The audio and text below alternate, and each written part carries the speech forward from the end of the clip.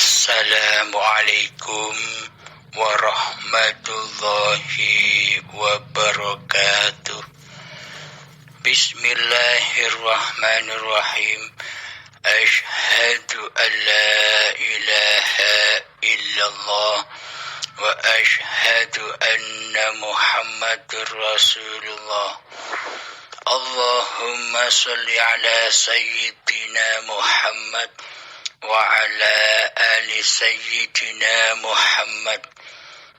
Rabbi shrah li sadri wa yassir li amri wahlul 'uqdatam min lisani yafqahu qawli. Amin.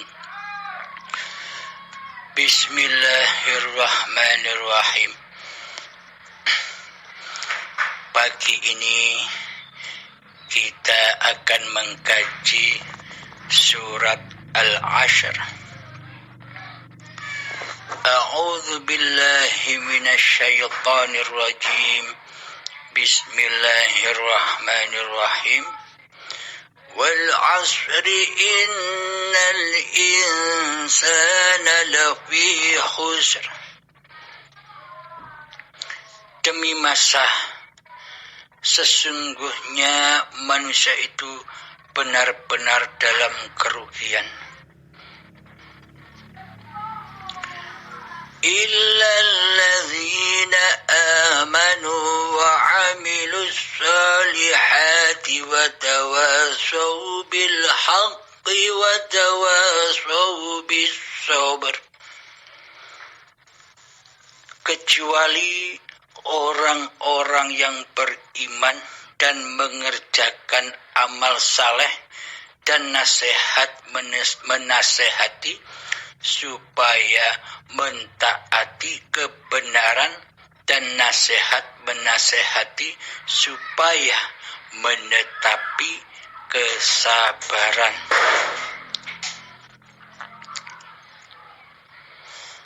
Alhamdulillahirabbil alamin. Maha benar Allah dan segala firman-Nya. Siapakah manusia yang merugi itu? Manusia yang merugi itu adalah manusia yang tidak punya iman. Bagaimana mungkin manusia bisa beramal soleh sementara di hatinya belum punya iman? Iman yang bagaimana? Apa iman-iman yang selama ini kita imani hanya percaya dan yakin doang? Bukan itu yang dimaksud iman. Selama ini kan yang kita lakukan, yang kita imani, dan yang kita percayai kan masih dusta, hanya abal-abal, belum mencapai iman yang sesungguhnya iman. Kita hanya yakin dan percaya saja dalam hati. Akan tetapi orang-orang yang beriman itu tidak hanya berhenti kepada keyakinan-keyakinan saja. Allah perintahkan kembali kepada manusia-manusia yang beriman, yakni seluruh manusia yang mengimani, yang mempercayai bahwa Allah itu ada, bahwa Tuhan itu ada, diutus kembali oleh Allah masuk ke dalam lillahi ta'ala. Selama ini kan iman-iman yang kita akui sebagai iman kita, iman yang kita hanya meyakini saja di dalam hati kita, itu masih belum berbaju takwa. Imannya masih telanjang, auratnya masih kebuka. Apa aurat itu? Aurat itu adalah kewujudan diri manusianya masih wujud di hati kita. Manusia kita menyangka manusia lebih wujud daripada wujud nyatanya Allah. Di dalam hati kita merasa bahwa manusia ini lebih hidup daripada hidupnya Allah. Di dalam hati kita selama ini merasa bahwa kuasa manusia lebih kuasa daripada kuasa Allah. Inilah polemik yang selama ini tidak pernah kita pecahkan di dalam bertuhan, di dalam beriman, di dalam kenyataan menyatakan hakikat iman kita masing-masing. Maka dari itu Allah perintahkan lagi, mengutus lagi pada manusia-manusia yang masih beriman secara syariat, yakni hanya sebatas keyakinan-keyakinan kosong saja, hanya sebatas keyakinan-keyakinan yang hanya angan-angan belaka disuruh masuk kembali oleh Allah. Bismillahirrahmanirrahim. Ya ayyuhalladzina amanu, wahai orang-orang yang beriman. Siapa sajakah orang-orang yang beriman itu? Apa orang yang beriman itu hanya orang Islam saja? Bukan, sobat. Orang beriman itu siapa saja orangnya. Siapa saja orangnya yang di hatinya beriman, yakin bahwa dirinya itu adalah ciptaan Allah, dikuasai oleh Allah, dihidupi oleh Allah. Inilah golongan manusia yang beriman, apapun agamanya. Bila di hatinya ada setetes keyakinan bahwa ada Tuhan pencipta alam semesta itu, inilah yang dimaksud ya ayyuhalladzina amanu, wahai orang-orang yang beriman. Udkhulu fis-silmi kafah, masuklah ke dalam keselamatan yang sempurna. Maksudnya iman kita, keyakinan kita diperintah oleh Allah menuju kepada keyakinan yang sempurna. Agar apa? Agar kita bisa beramal soleh. Bila kita tidak iman di sisi Allah, maka selamanya kita tak akan bisa beramal soleh, yakni mengabdi dan menyembah kepada Allah. Bila hanya sebatas iman-imanan, bila hanya sebatas keyakinan-keyakinan yang kosong, apakah mungkin manusia bisa beramal soleh? Namun kelihatannya saja manusia bisa beramal soleh. Kelihatannya saja badan-badan manusia dibungkus dengan amalan-amalan syariat. Badan-badan manusia dibungkus dengan solat-solatnya. Badan manusia dibungkus dengan amal ibadahnya serta ilmu syariatnya. Seolah-olah demikian. Tapi marilah kita cek hati kita masing-masing. Di dalam hati kita masing-masing yang berkuasa, yang hidup, yang wujud di dalam hati kita ini masih nama manusianya ataukah nama Allah yang hidup menghidupi badan, yang kuasa mengkuasai badan? Apakah sudah bernama Allah hidup ini ataukah masih bernama manusia? Hidup yang diakui sebagai hidupnya manusia.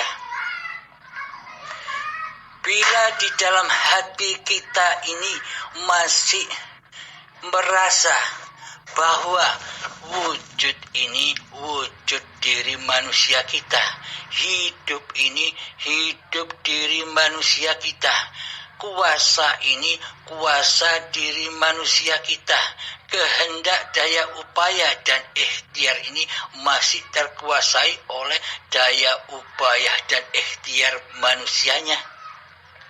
Maka inilah alam dunia, inilah alam fana,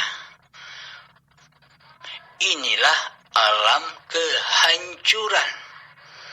Meskipun kita beramal di dalamnya, maka tak akan sampai seluruh amal ibadah kita, seluruh amal sholat kita, seluruh amal puasa kita, seluruh amal sedekah kita, seluruh amal kebaikan-kebaikan kita kepada orang lain, semuanya dusta, bohong. Kenapa saya katakan dusta dan bohong? Karena di dalamnya hati kita masih belum beriman kepada Allah. Hati kita masih belum beriman bahwa segala keadaan itu, segala suasana itu Allah lah yang menguasainya, bukan manusianya sebagai penguasa di dalamnya. Bukan manusia yang berkuasa dalam keadaan sholat, bukan manusianya yang berkuasa dalam keadaan puasa, dan bukan manusianya yang berkuasa di dalam segala keadaan di seluruh hayatnya, di seluruh kehidupannya, bukan manusianya. Bila masih manusianya yang merasa hidup, berarti seluruh amaliyahnya, seluruh sholatnya, seluruh sedekahnya akan kembali jatuh ke dalam anar, ke dalam jahanam. Karena manusia tidak bisa melewati wat sirotol mustaqim. Apa sih wat sirotol mustaqim itu? Wat sirotol mustaqim itu menurut syariatnya besok kita lewati. Jalannya menanjak ke atas vertikal, lamanya perjalanan 1000 tahun akhirat. Kemudian sampai di atas puncak masih jalan horizontal, lamanya juga 1000 tahun hitungan akhirat. Itu kan wat sirotol mustaqim, bayangan-bayangan manusia. Wat sirotol mustaqim, angan-angannya manusia. Karena selama ini manusia beragama dan bertuhannya hanya sebatas keyakinan-keyakinan yang dusta, keyakinan-keyakinan yang bohong. Tidak sampai menyatakan sendiri keyakinannya. Keyakinannya hanya kata-katanya saja. Sama halnya ketika kita masih bayi. Ketika masih bayi kita tidak tahu apa-apa. Karena apa? Karena kita belum ada saat bayi. Kita belum hadir saat bayi, kita belum wujud saat bayi. Kita hanya tahu kata-katanya saja. kata orang tua, kata mbah-mbah, kata kakak-kakak kita, bahwa kita dulu pernah menjadi bayi. Semua kan hanya kata-katanya. Akan tetapi Anda bisa menyatakan keadaan bayi Anda bila kita sudah beriman kepada Allah, bukan beriman kepada hawa nafsu diri manusia kita sendiri. Kita lanjutkan, apa sih hakikat siratal mustaqim di sisi Allah itu? Di dalam surat Al-Fatihah, ihdinas siratal mustaqim. Ya Allah, tunjukilah kami jalan yang lurus. Apa yang dikatakan jalan yang lurus itu? Apa maksudnya jalan yang lurus itu?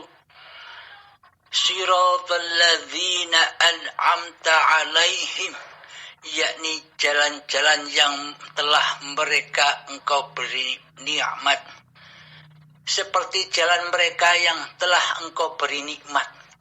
Nah, yang dimaksud siratal mustaqim hakikatnya itu bukan kecil. Keterangan-keterangan di syariat mengibaratkan bahwa jalan siratal mustaqim itu amat sangatlah kecil, karena mereka tidak mungkin bisa melewati siratal mustaqim itu. Apa yang dimaksud siratal mustaqim di sisi syariat itu? Saking sulitnya bertemu Allah, saking sulitnya menapaki siratal mustaqim guna untuk berjumpa dengan Allah, maka di syariat diibaratkan rambut dibelah 7, apa bisa terlihat, dan tajamnya 1000 pedang. Apakah manusia bisa lewat? Tak satu pun manusia di dunia ini bisa melewati siratal mustaqim, kecuali mereka yang dikehendaki oleh Allah. Ingat di sini bukan kehendak manusianya, tapi kehendak Allahnya, kehendak hidupnya, bukan kehendak hidup manusianya. Ketika masih ada kehendak dan kuasa diri manusianya, maka takkan bakal melewati siratal mustaqim itu. Nah, hakikat siratal mustaqim itu ada pada diri kita setiap hari, selama umur kita, selama kehidupan kita itu loh. Siratal mustaqim, hakikat perjalanan menuju Allah. Jadi ketika datang masa detik-detik akil balik tiba, maka manusia mulai awal menapaki siratal mustaqim. Jadi siratal mustaqim itu tidak seperti yang mereka gambar-gambarkan, tidak seperti yang mereka angan-angankan sehingga dibuat gambaran di video, di gambaran, di cerpen dan sebagainya. Akan tetapi siratal mustaqim itu sangat amatlah luas, seluas kehidupan ini.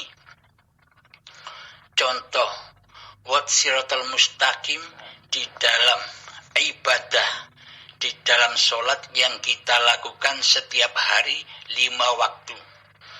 Apa sih tujuan Allah itu memerintahkan kepada Kanjeng Nabi Muhammad Sallallahu Alaihi Wasallam untuk menjalankan syariat-syariat Allah.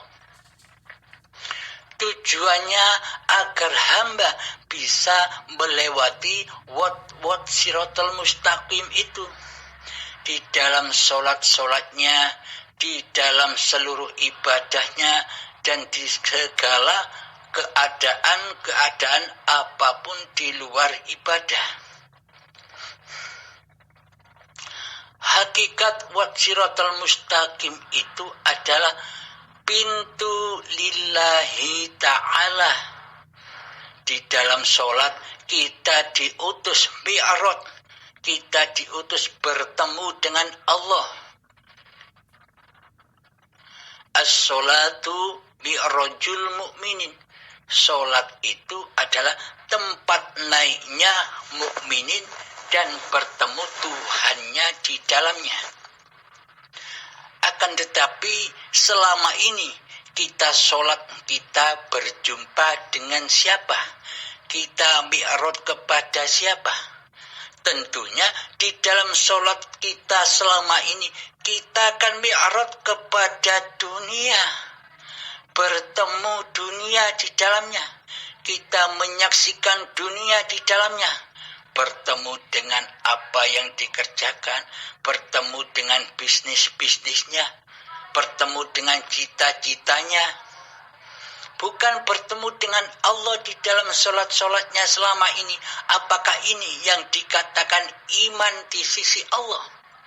Sedangkan hatinya masih mensekutukan Allah dengan dunia. Tentunya meskipun kelihatannya kita beribadah, meskipun raga-raga kita bergambar ibadah, namun hati kita masih belum beriman di sisi Allah. Karena imannya masih sebatas keyakinan yang dusta. Buktinya di dalam sholat kita tidak bertemu dengan Allah, melainkan bertemu dengan dunia di dalamnya. Berarti selama ini sholat-sholat kita bukan menyembah Allah, bukan mengabdi kepada Allah. Akan tetapi selama ini kita hanya mengabdi kepada dunia dan hawa nafsu kita sendiri yang kita tuhankan selama ini. Apakah iman yang demikian yang kita andalkan? Karena selama ini kita merasa benar dengan iman kita. Karena selama ini kita merasa benar dengan akidah dan keyakinan kita, maka kita duduk manis saja di syariat. Kita sangka seluruh syariat-syariat yang kita kerjakan itu syariatun nas, syariat manusianya, kuasa manusianya. Inilah bukti bahwa selama ini diri kita tidak sadar bahwa kita selama ini menyerupai Allah. Menyerupai Allah kita tidak sadar. Selama ini kita merasa diri kitalah yang paling wujud daripada Allah. Selama ini kita merasa bahwa hidup ini, hidup manusianya yang lebih hidup daripada hidupnya Allah, yang lebih kuasa dari kuasanya Allah. Seluruh sifat-sifat Allah sudah kita akui sebagai sifat manusianya. Inilah yang disebut manusia yang mensekutukan Allah di hatinya. Menurut manusianya sudah merasa benar akidah dan keyakinannya beribadah kepada Allah. Namun hakikatnya coba kita cek hati kita. Apakah di dalam hati kita sudah menghamba kepada Tuhan pencipta diri kita? Ataukah kita masih menghamba, mengabdi kepada hawa nafsu kita sendiri selama ini? Seolah-olah kitalah yang paling berkuasa atas seluruh sholat dan ibadah-ibadah kita. Selama ini seolah-olah kita yang merasa berkuasa atas segala tindak tanduknya badan-badan kita. Tak ada urusan dengan Allah, tak ada urusan dengan Tuhan. Nyatanya di hati kita selama ini Allah kita tiadakan kuasanya, Allah kita tiadakan kehidupannya, Allah kita tiadakan kekuasaannya di hati kita. Allahnya gaib. Inilah bukti bahwa selama ini kita belum beriman kepada Allah.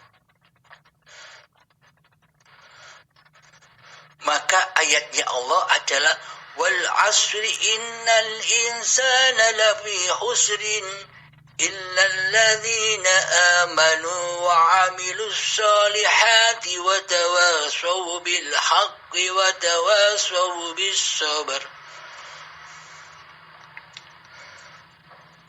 Demi waktu, demi masa, sesungguhnya manusia itu benar-benar dalam kerugian. Illalladzina amanu wa amilus solihati wa tawasaw bil haqqi wa tawasaw bis sabr. Kecuali orang-orang yang beriman. Nah, mari kita buka hakikat iman itu yang bagaimana. Hakikat iman itu adalah manusia yang tahu hakikat diri sejatinya. Siapakah hakikat diri manusia itu? Hakikat diri sejati manusia itu adalah Adam. Ora ono, tidak ada, gaib, mati. Itulah hakikat diri sejati manusia. Akan tetapi selama ini diri manusia kita sudah kita posisikan di dalam sifat-sifatnya Allah. Sedang Allah kita tiadakan. Sedang Allah kita posisikan di dalam sifat muhalnya Allah sendiri. Yang wujud manusianya, yang Adam Allahnya, yang gaib Allahnya, yang tiada Allahnya di dalam hati kita. Ini kan akidah iman dan keyakinan yang terbalik selama ini yang kita lakukan. Iman akidahnya terbalik. Mestinya Allah itu jadi Tuhan, namun Allahnya jadi hamba. Ciptaannya menjadi Tuhan. Kan kebalik. Inilah manusia yang tidak beriman. Bila manusia itu beriman, maka di hatinya sudah nyata Allahnya. Bahwa hidup inilah Allah. Maka persembahkan kembali Allah di hati kita. Allah lah penguasa singgasana kerajaan hati ini. Bukan makhluknya yang berkuasa. Selama makhluknya yang berkuasa atas singgasana hati ini, maka seluruh amaliannya menjadi amal yang fana. Solatnya fana, hancur. Ibadahnya hancur. Puasanya hancur. Zakatnya hancur. Hajinya hancur. Semuanya di dalam kehancuran. Akan tetapi bila kita nyatakan di dalam hati kita bahwa hidup ini Allah, maka seluruh amal-amal manusia akan kembali rojiun kepada amalia yang bako. karena di dalam hati sudah lillahi ta'ala bahwa seluruh amalia dan af'al yang dilakukan oleh badan-badan ini adalah karena Allah Ta'ala, karena kehendak dan kuasanya hidup. Hidup itulah Allah. Jika hati manusia sudah mempersembahkan kembali, mengabdikan kembali nama hidup di hati kita, yaitu nama Allah, bukan nama manusianya. Nama manusianya sudah hancur lebur ke dalam hakikat diri sejati manusianya yang tak ada, yang mati, yang gaib, sebagaimana dulu kita menggaibkan Allah, maka gaibkanlah nama manusia kita, kewujudan manusia kita, kehidupan manusia kita di dalam hati kita.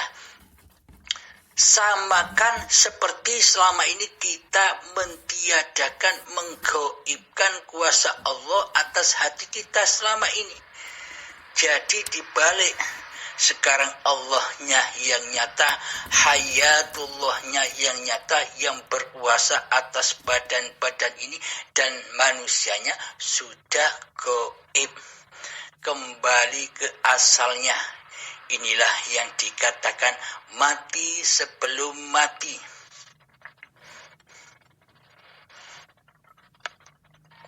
Inilah yang dimaksud orang-orang yang selamat. Inilah yang dimaksud orang-orang yang beriman kepada Allah. Jadi seluruh amaliyahnya, seluruh syariatnya sudah bukan amal dan syariat manusianya. Ketika hidup sudah nyata bahwa hidup ini Allah, maka manusia sudah tak berkuasa lagi menata semua syariat-syariat manusianya. Karena manusianya sudah tak menjadi Tuhan lagi, maka seluruh syariat-syariat yang berlaku atas badan ini sudah dihandle dengan penciptanya sendiri, sudah dihandle dengan Allah sebagai pencipta dan penguasa, serta menggerakkan apa yang digerakkan oleh badan-badan ini. Inilah yang dimaksud amal yang soleh. Karena apa? Karena yang beramal di dalamnya, di dalam badan ini sudah bukan amal manusianya, sudah berganti dengan amal yang lillahi ta'ala, karena sudah nyata bahwa hidup ini Allah lah penguasa badan dan apa yang digerakkan oleh badan. Apa saja, bila manusia sudah menghamba kepada Allah, bila manusia sudah mempersembahkan kembali bahwa hayat ini hayatullah, maka tiada salah bagi manusia-manusia yang demikian. Tak ada salah sedikit pun di sisi Allah, meskipun di sisi manusia kelihatannya salah. Karena manusia lain memandang sesuai dengan kaca benggala manusianya sendiri di hatinya. Manusia lain melihat, memandang orang-orang yang demikian salah. Kelihatannya tidak sholat, kelihatannya tidak puasa, kelihatannya, karena yang memandang masih mentuhani diri manusianya sendiri. Akan tetapi bagi manusia yang sudah kembali kepada hayatullah, apakah manusianya bersalah? Sedangkan diri manusianya sudah tidak hadir di hatinya. Sedangkan diri manusianya sudah tidak kuasa lagi atas seluruh syariat-syariat yang ada di badannya. sedang manusianya sudah tak merasa hidup lagi di hatinya, yang ada hanya hayatullah. Apakah manusia itu salah? Sedangkan apa yang digerakkan oleh badan-badan ini sudah didalangi oleh Allah, sudah dikuasai oleh Allah, maka takkan ada salah sedetik pun di dalam laku-laku badaniyahnya. Yang salah adalah mereka yang menganggap salah. Karena manusia masih erat dengan kemanusiaannya sebagai Tuhan daripada Tuhan pencipta diri manusianya di hatinya, maka melihat segala sesuatu masih ada baik dan buruk, masih ada taat dan maksiat, masih ada salah dan benar. Karena manusianya masih wujud menjadi Tuhan, maka tergelarlah, maka terbelenggulah masih di dalam hukum-hukum syariat. Apa sih tujuannya syariat itu diperuntukkan buat umatnya Kanjeng Nabi Muhammad Sallallahu Alaihi Wasallam, agar manusia berakhlak lagi kepada Allah, hatinya agar berakhlak lagi kepada Allah. Babakan Allah ini babakan hati, bukan babakan amaliyah dohir. Yang dipandang oleh Allah ini babakan amaliyah yang batin, babakan amaliyah hati. Bagaimana kondisi hati kita kepada Allah? Apakah yang jadi Tuhan kita sendiri ataukah Allah yang selama ini kita tiadakan, kita goibkan di hati kita? Inilah ukuran iman kepada Allah. Selagi Allah itu goib, selagi Allah itu tiada di hati kita kehadirannya, maka ini disebut tak beriman kepada Allah. Yang diimani adalah hawa nafsunya sendiri selama ini. Nah, untuk orang-orang inilah syariat-syariat diperuntukkan hanya untuk akil baligh. Akil baligh itu siapa? Manusia yang tidak terasa di dalam hatinya ngaku-ngaku jadi Allah, tidak terasa. Karena seluruh sifat-sifat Allah sudah diaku-akui sebagai sifat diri manusianya. Inilah bukti manusia-manusia selama ini ngaku jadi Allah tapi tidak terasa, tidak disadarinya. Namun bagi hamba-hamba Allah yang sudah kembali kepada Allah, namun bagi hamba-hamba yang sudah mempersembahkan kembali bahwa hidup ini Allah, maka hambanya sudah lebur di dalam hayatullah. Maksudnya hambanya sudah tak berkuasa lagi untuk menata dan mengurus dirinya sendiri, karena yang sudah mengurus adalah Allah sendiri sebagai yang mencipta dirinya. Jadi terkadang orang-orang yang demikian khairul adat, keluar dari kebiasaan diri manusia. Kelihatan manusia lain, orang-orang yang seperti ini menyimpang, kelakuannya menyimpang. Seperti orang gila itu kan menyimpang. Karena di dalam hati orang gila itu manusianya sudah tidak ada. Meskipun wujud manusianya, wujud badannya ada, bisa dipandang oleh manusia. Akan tetapi di dalam hati orang-orang gila itu sudah tak nyata lagi kemanusiaannya, sudah goib kemanusiaannya, yang ada hanya hayatullah. Maka dari itu orang-orang gila itu tidak merasa malu meskipun telanjang, meskipun ongkir-ongkir makanan di tempat sampah. Karena kemanusiaannya sudah goib di hatinya, yang ada hanya hayatullah. Terkadang orang gila itu direndahkan oleh orang lain, oleh orang-orang yang tidak gila. Padahal orang gila itu derajatnya sangat amatlah tinggi di sisi Allah. Karena yang ada di hatinya hanyalah Allah, bukan diri manusianya. Bila di dalam hati orang gila itu masih erat kewujudan diri manusianya, maka pasti orang itu akan malu. Malu telanjang dilihat oleh orang lain. Di hatinya akan malu bila manusia itu masih kewujudan diri manusianya.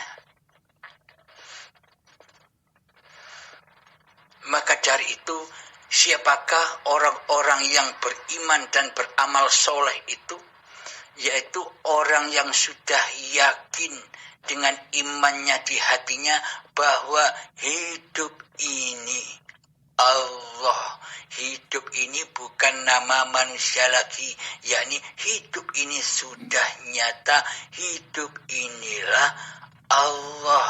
Maka ketika hamba sudah mempersembahkan kembali bahwa hidup ini Allah, maka hamba bisa beramal saleh. Maksudnya bukan hambanya yang beramal saleh, yakni yang beramal saleh adalah af'alullah itu sendiri. As-sabr, maka manusia yang demikian pasti bersabar. Apa maknanya as-sabru? Karena hidup itu adalah Allah sendiri, maka otomatis hidup juga as-sabru, menetapi dalam kesabaran. Bila wujud ini masih wujud manusianya, maka selamanya manusia takkan bisa bersabar. Apakah mungkin manusia benda mati bisa bersabar? Tanpa hayatullah. Imanilah, yakinilah selama ini kesabaran yang kita akui sebagai kesabaran manusia, itulah kesabaran Allah. Bukan manusianya yang sabar, tapi Allah lah yang sabar. Hiduplah yang sabar. Alhamdulillahirabbil alamin. Semoga paparan-paparan ini bermanfaat khususnya buat diri saya sendiri dan umumnya buat kita semua. Semoga Allah selalu membimbing hati kita melewati jalan yang lurus, jalan Shiratal Mustaqim. Di seluruh keadaan-keadaan kita, itulah jalan Shiratal Mustaqim. Di sana, di dalam keadaan itu, bisakah kita bertemu dengan hayatullah ataukah kita masih bertemu dengan hayatun nas? Itulah ukurannya. Bila di dalam sholat itu kita masih ketemu hayatun nas yang melakukan sholat, itulah lembah neraka. Hamba akan jatuh ke jurang buat Shiratal Mustaqim yang di bawahnya adalah an-nar, yang berbahan badan-badan manusia dan hati yang keras melebihi kerasnya batu. Akan tetapi bila kita nyatakan bahwa hidup ini Allah, maka kita akan selalu selamat berjumpa mi'raj kepada Allah di dalam segala keadaan apapun. Di sholat kita ketemu Allah, di dalam ibadah kita ketemu Allah, di dalam makan kita ketemu Allah, di dalam bekerja kita ketemu Allah, di dalam memasak di dapur menyiapkan berbuka dan sahur puasa kita bertemu Allah lah yang menyiapkan, bukan manusianya yang bisa menyiapkan. Inilah yang dimaksud surga di sisi Allah. Segala sesuatunya disiapkan sendiri oleh Allah. Ketika manusianya masih merasa yang menyiapkan, maka itulah neraka. Manusia capek-capek di dalamnya. Alhamdulillahirabbil alamin. Akhirul kalam. Assalamualaikum warahmatullahi wabarakatuh.